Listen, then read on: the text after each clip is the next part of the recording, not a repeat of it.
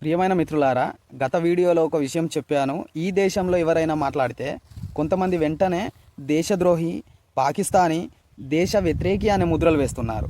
కానీ అసలు ప్రశ్న ఏమిటంటే, ఈ దేశంలో మనకు మాట్లాడే హక్కు ఉందా లేదా? దానికి సమాధానం భారత రాజ్యాంగంలో ఉంది. భారత రాజ్యాంగంలోని article 19 of the constitution of India ప్రతి పౌరుడికి కొన్ని ప్రాథమిక స్వేచ్ఛలను కల్పించింది. వాటిలో ముఖ్యమైనది మాట్లాడే స్వేచ్ఛ, అభిప్రాయం వ్యక్తం చేసే స్వేచ్ఛ.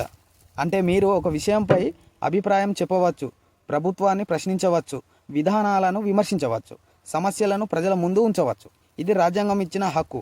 కానీ ఇక్కడ ఒక విషయం గుర్తుంచుకోవాలి, స్వేచ్ఛ అంటే ఏదైనా మాట్లాడే లైసెన్స్ కాదు. మీ మాటలు హింసను ప్రేరేపించకూడదు, మత విద్వేషాలను రెచ్చగొట్టకూడదు, ఇతరుల పరువుకు నష్టం కలిగించే అబద్ధాలను ప్రచారం చేయకూడదు. అంటే స్వేచ్ఛ ఉంది, కానీ బాధ్యత కూడా ఉంది. ప్రజాస్వామ్యంలో ప్రభుత్వం ప్రజల కోసం ఉంటుంది. అందుకే ప్రజలు ప్రభుత్వాన్ని ప్రశ్నించే హక్కు కలిగి ఉంటారు. ఒక నాయకుడిని ప్రశ్నించడం దేశాన్ని ప్రశ్నించడం కాదు. ఒక విధానాన్ని విమర్శించడం అంటే దేశాన్ని అవమానించడం కాదు. ఎందుకంటే దేశం అంటే ఒక పార్టీ కాదు, దేశం అంటే ఒక నాయకుడు కాదు. దేశం అంటే 140 కోట్ల మంది ప్రజలు. అందుకే భారత రాజ్యాంగ నిర్మాతలు మనకు ఈ స్వేచ్ఛ హక్కును ఇచ్చారు. మాట్లాడే హక్కు లేని చోట ప్రజాస్వామ్యం ఉండదు, ప్రశ్నించే హక్కు లేని చోట స్వేచ్ఛ ఉండదు. అందుకే మనం ఎవరితోనైనా విభేదించవచ్చు, కానీ వారి మాట్లాడే హక్కును గౌరవించాలి. అదే రాజ్యాంగం చెప్పే ప్రజాస్వామ్య విలువ. ఈ వీడియో నచ్చితే లైక్ చేయండి, మీకు ఉపయోగం అనిపిస్తే కామెంట్ షేర్ చేయండి. మరో అంశంతో మళ్ళీ కలుద్దాం.